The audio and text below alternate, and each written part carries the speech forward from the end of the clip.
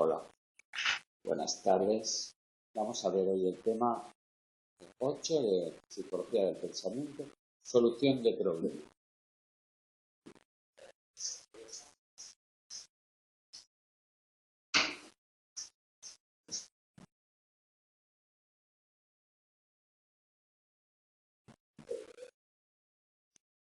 Solución de problemas. La solución de problemas es una de las manifestaciones del pensamiento más extendidas y con un rango amplio de aplicaciones. La capacidad para resolver problemas forma parte del repertorio de los procesos cognitivos básicos de las personas e implica percepción, memoria, categorización, razonamiento, lenguaje, aprendizaje, entre otros, además de que está asociado a la inteligencia y a la creatividad. En líneas generales, se puede decir que la solución de problemas comprende cualquier situación en la que se tiene una meta y se desconoce cómo poder alcanzarla. Para abordar el estudio del proceso de solución de problemas hay que partir del análisis de 4 componentes. Un estado inicial de conocimiento, el estado meta que se quiere alcanzar, los procedimientos, ya sean acciones u operaciones, que se pueden utilizar para alcanzar la meta, y las limitaciones directas o indirectas impuestas por el contexto de la situación. Vamos a pasar al apartado de el legado de la psicología de la Gestalt. La psicología de la Gestalt ofreció alternativa a la psicología experimental iniciada por Wundt y al conductismo norteamericano de Watson. La psicología de la Gestalt es un enfoque contrario al método analítico y defiende que la totalidad no podía entenderse como la mera suma de las partes constituyentes, sino en términos de sus interrelaciones en dicha totalidad de la que forman parte. Wundt desautorizó la utilización del método introspectivo, que era un procedimiento riguroso de esos años con los que contaba la psicología del momento. El argumento de Wundt se basaba en las interferencias y los sesgos potenciales producidos por el propio análisis introspectivo del pensamiento. La Gestalt se centra en el uso de protocolos verbales que pudieran exteriorizar el pensamiento libre de interferencias. Frente al enfoque asociacionista del conductismo, que explicaba la solución de problemas con una conducta observable basada en el número y fuerza de las conexiones estímulo-respuesta, la Gestalt se interesó por el proceso de obtención de soluciones novedosas ante situaciones no conocidas. Según el enfoque conductista, el sujeto intentaría resolverlo recurriendo a sus conocimientos o experiencias previas en las que hubiera obtenido buenos resultados y contaría con una serie de recursos, asociaciones estímulo-respuesta para afrontar nuevas situaciones y de no existir estas, procedería por ensayo y error. Al contrario, la Gestalt defendía que uno de los aspectos esenciales del proceso de solución de problemas era la transformación o reorganización súbita de los aspectos críticos del problema. La Gestalt es un término que se traduce como configuración, estructura, forma.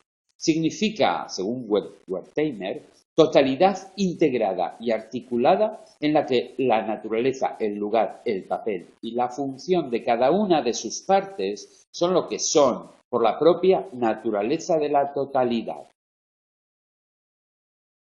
Otro concepto que aportó para la solución de problemas fue el concepto de organización y reorganización.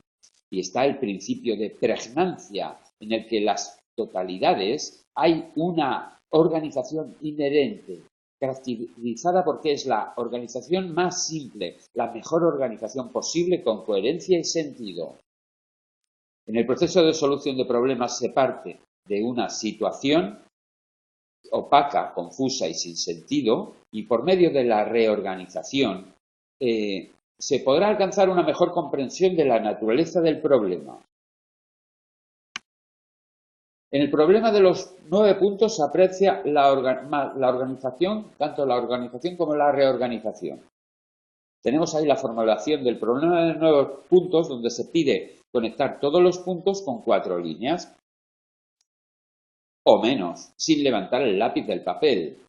Y es difícil por el principio de pregnancia, que impone la organización de los 9 puntos en un cuadrado como la forma más coherente y sencilla. pero las personas asumimos que las líneas tienen que dibujarse dentro de esos límites imaginarios haciendo su resolución. Cuando se logra romper esta organización, se puede reorganizar de forma diferente. Wertheimer también distingue entre pensamiento reproductivo y pensamiento productivo. El pensamiento reproductivo es un procesamiento automático que aplica ciegamente los conocimientos y procedimientos aprendidos con anterioridad. Al contrario, el pensamiento productivo es un proceso dinámico que permite reorganizar los aspectos esenciales de una situación y producir una solución. Lo que se identifica con el fenómeno de comprensión súbita o insight, referentes al paso de un estado inicial vago y confuso a otro estado en el que se obtiene una comprensión de la naturaleza del problema y su posible solución.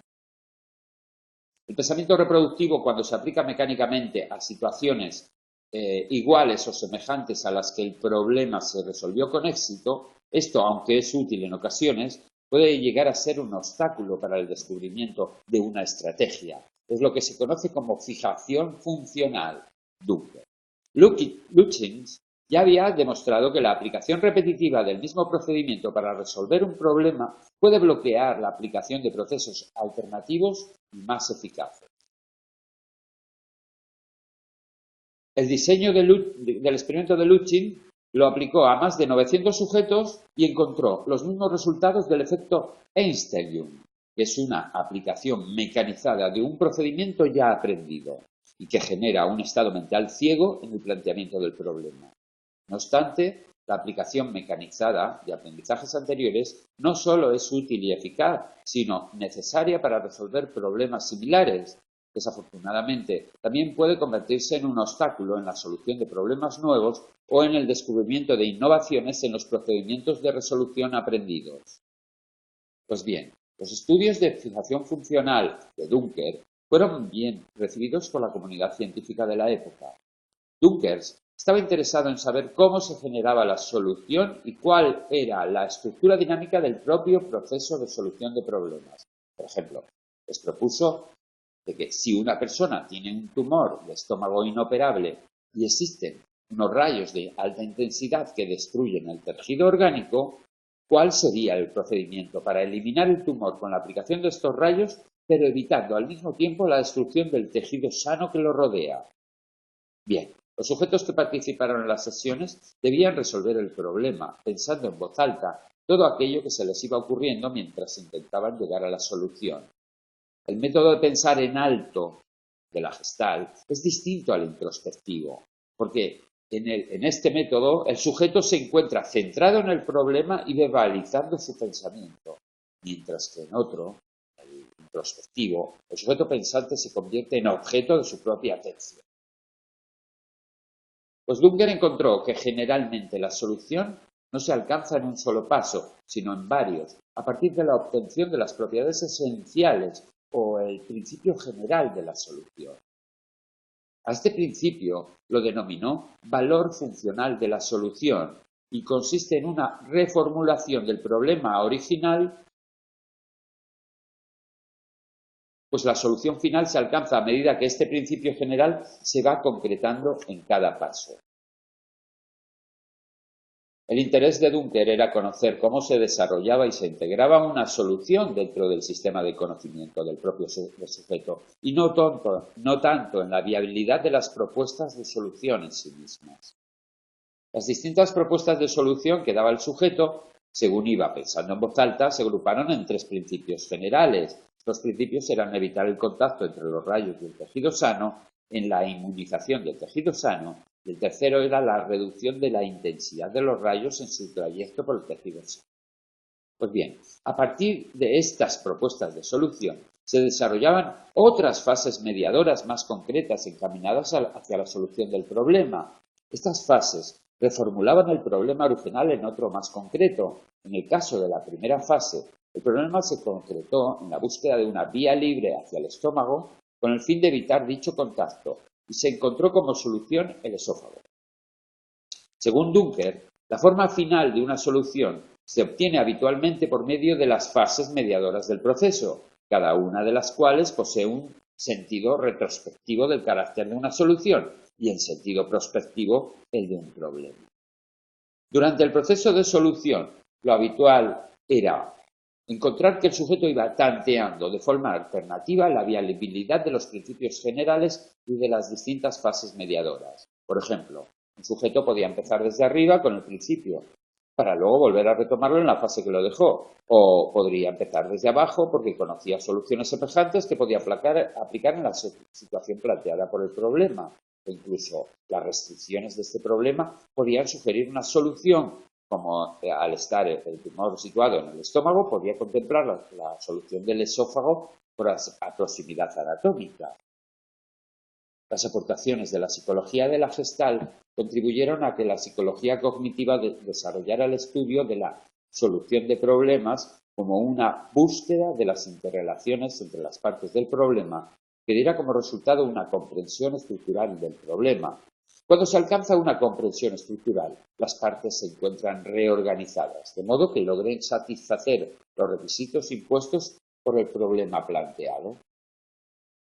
Vamos a ver ahora el apartado proceso de solución de problemas.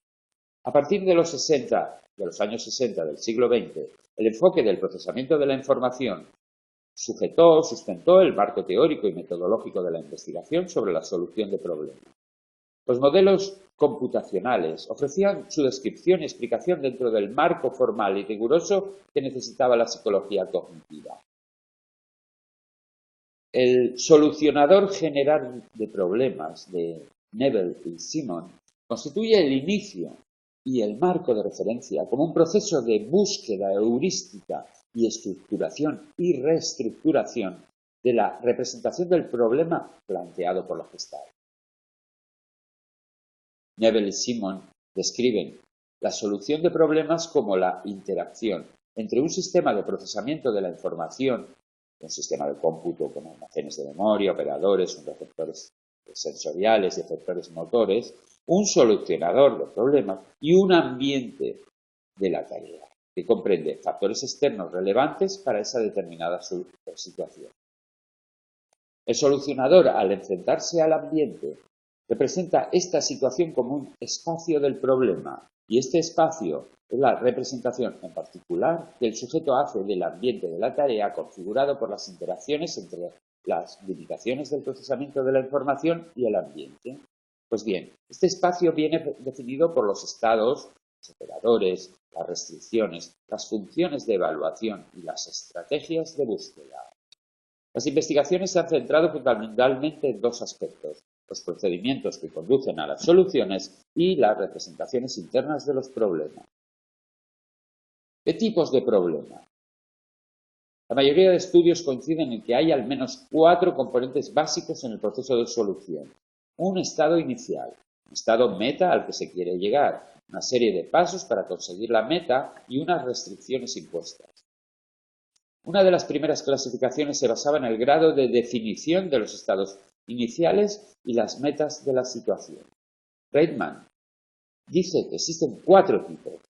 Uno donde tanto el estado inicial y la meta están bien definidos, el otro donde los problemas, donde el estado inicial está bien definido y la meta no. Otro donde la meta está bien definida pero no está bien definido el estado inicial. Y finalmente el tipo donde tanto los estados iniciales como la meta están mal definidos. La clasificación de los tipos de problemas más aceptada es la de bien definidos o cerrados y mal definidos o abiertos.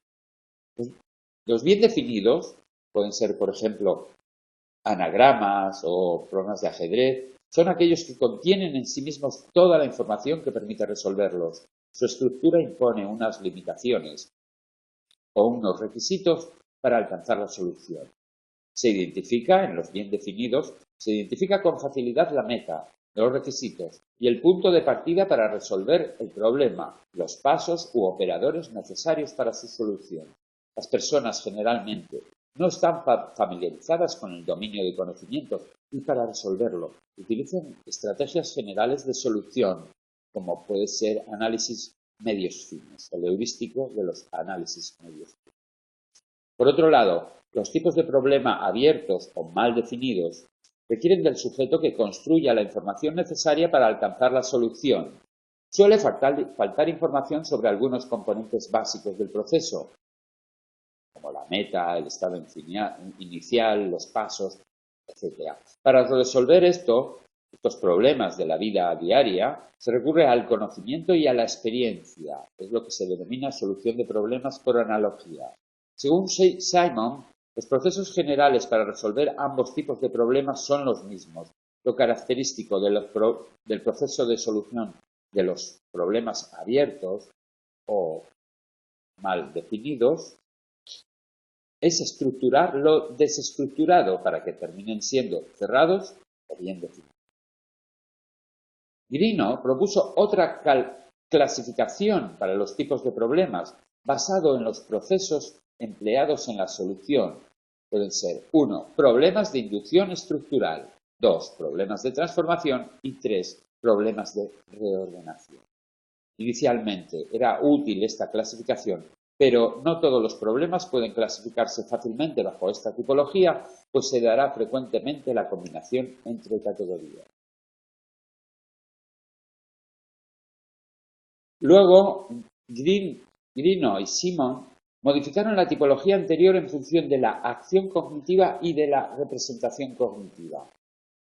Tanto la acción cognitiva como la representación cognitiva son necesarias y complementarias en cualquier teoría del pensamiento humano. La acción cognitiva comprende el conocimiento de las acciones básicas que se pueden realizar y el conocimiento estratégico para establecer metas y planificar sobre ello.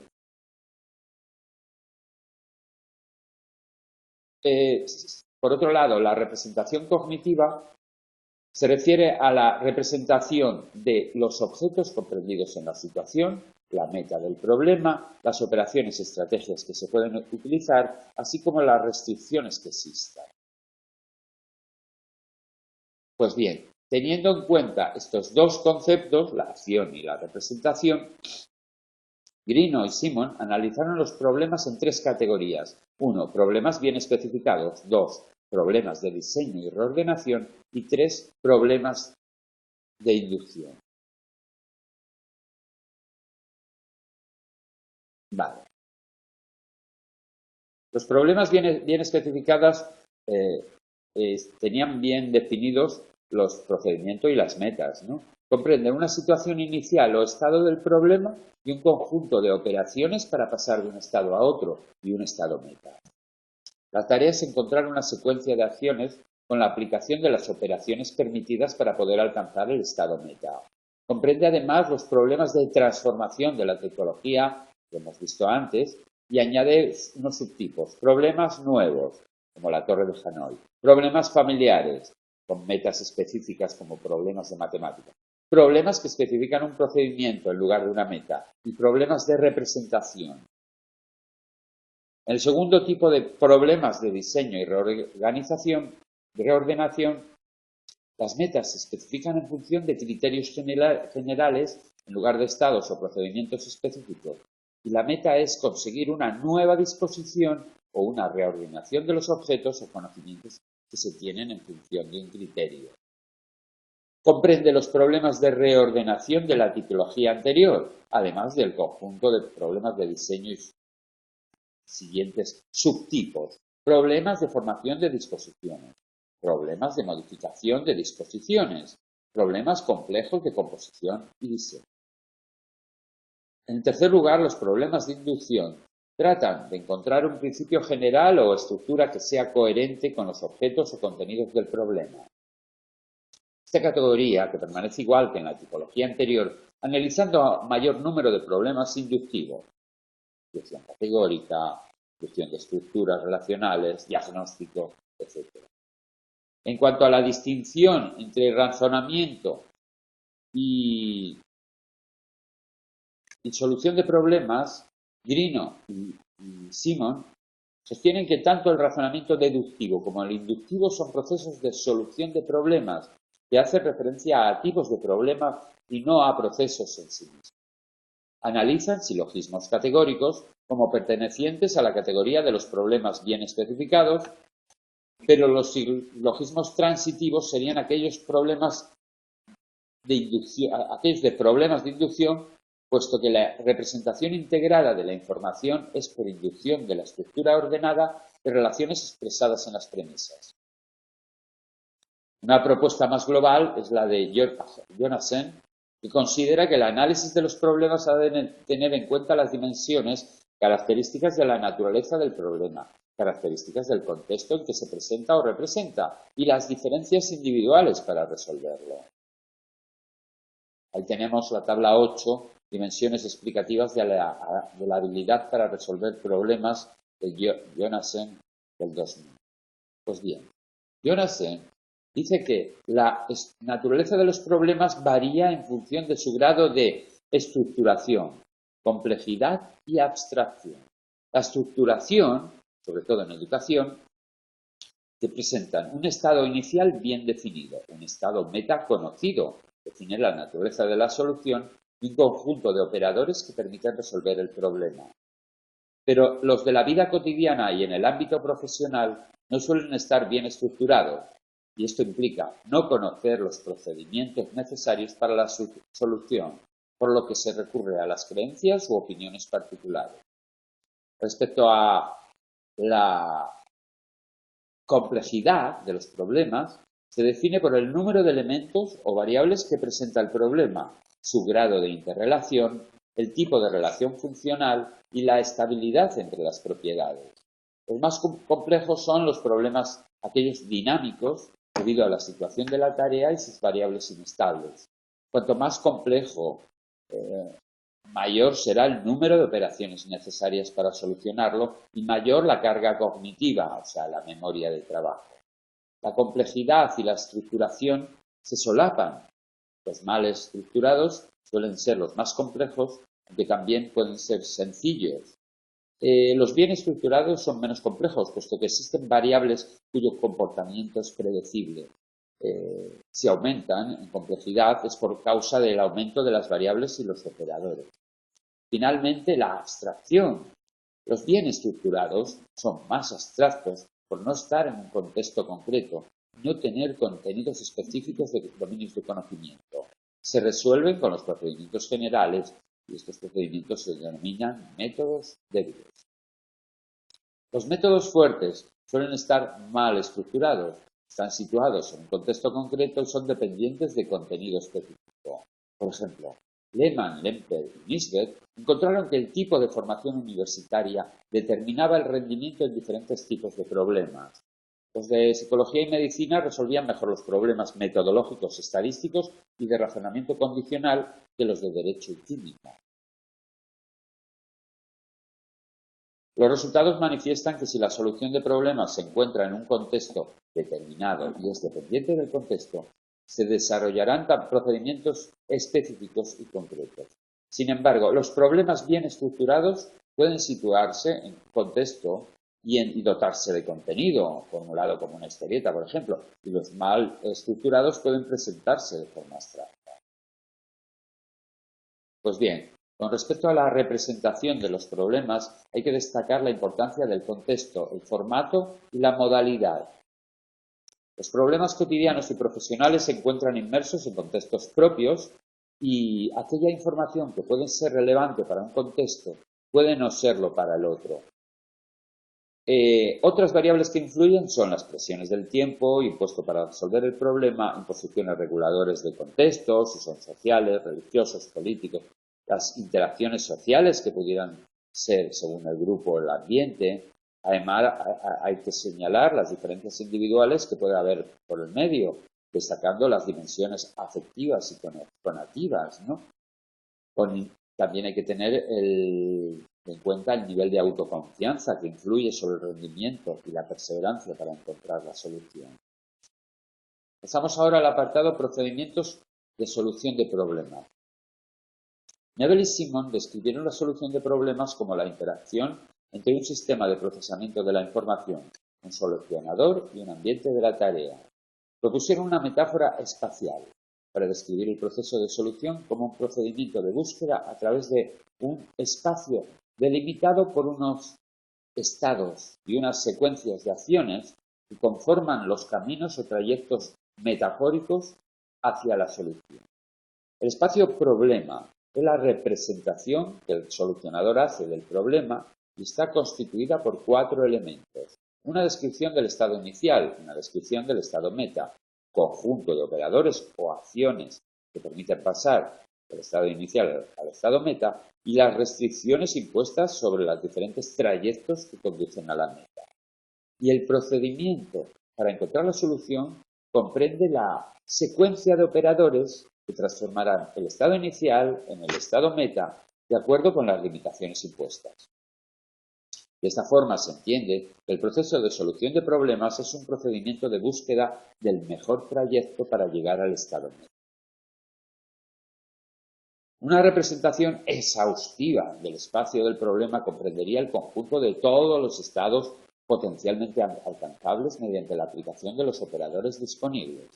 Sin embargo, las personas tenemos una memoria de trabajo limitada que hace inviable el proceso de búsqueda exhaustivo. Por ejemplo, una jugada de ajedrez puede comprender como 60 movimientos con media de 30 alternativos legales en cada paso. Esto es implosión combinatoria, donde se da el hecho de que el tamaño del espacio de búsqueda aumenta exponencialmente a medida que se profundiza en el mismo proceso de búsqueda. Este hecho hace que muchos problemas sean imposibles de resolver por medio de un proceso de búsqueda exhaustivo, en el que se consideran todos los posibles trayectos comprendidos en la definición del espacio-problema. Para resolver estos problemas, las personas utilizan unos métodos de búsqueda heurística, lo que permite reducir el conjunto total de alternativas a un número más manejable, agrupando las alternativas que se aproximen a la solución. Por ejemplo, el jugador de ajedrez anticipa entre 3 y 4 jugadas. Un experto lo hará con 3 o 4, pero las mejores jugadas. Sin embargo, ello no garantiza que se llegue a la solución óptima. En la búsqueda se apuesta por aquellos trayectos que mejor puedan conducir a una solución, por alcanzar soluciones satisfactorias, pero no la mejor. Nebel y Simon propusieron un número reducido de métodos heurísticos de carácter general denominados métodos Nebel, porque no usan información específica sobre el dominio del problema. Tenemos el heurístico subir la cuesta, se denomina método de reducción de diferencias. Es un procedimiento sencillo que reduce la diferencia entre el estado inicial y el estado meta, tratando de aplicar un operador que cambie dicho estado inicial a otro que se aproxime lo máximo al estado meta. Subir la cuesta recuerda el camino que se emprende hacia adelante cuando se quiere alcanzar la cima de una cuesta. Al avanzar se reduce paso a paso la distancia que separa de la cima. Este heurístico es similar al método de ensayo y error selectivo. Las personas eligen en cada paso la ruta que parece llevarles directamente a la meta, y es útil encontrar una solución mínimamente satisfactoria, sin garantía de que sea la mejor opción posible dentro del espacio problema. La desventaja es que siempre tiene que ir hacia adelante, la dirección siempre es hacia la meta.